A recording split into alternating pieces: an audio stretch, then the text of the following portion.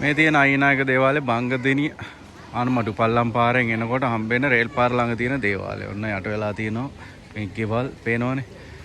මේ මිනිස්සු අසරණ වෙලා තියෙන විදිය ගොඩක් අයට දකින්න හම්බෙන්නේ නැති. මොකද නෙට්වර්ක් පැත්තත් ෆේල්, කිසිම කනෙක්ෂන් එකක් වැඩ නැහැ.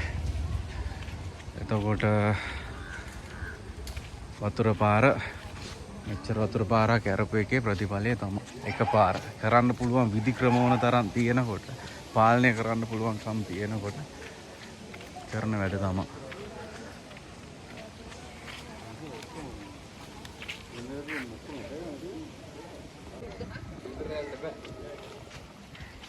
දැන් පාරට වෙලා බලන් ඉන්න ඕනේ ඒදියා. ඉතින් මම කම්මල ඔක්කොම යට වෙලා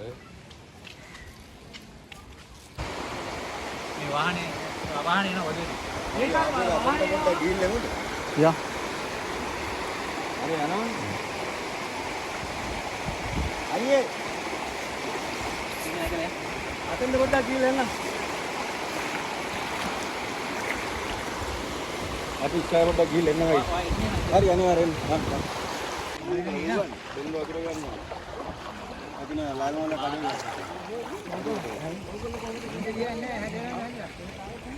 මේකම ටීවී එකේ ඉන්නේ කාර්යය.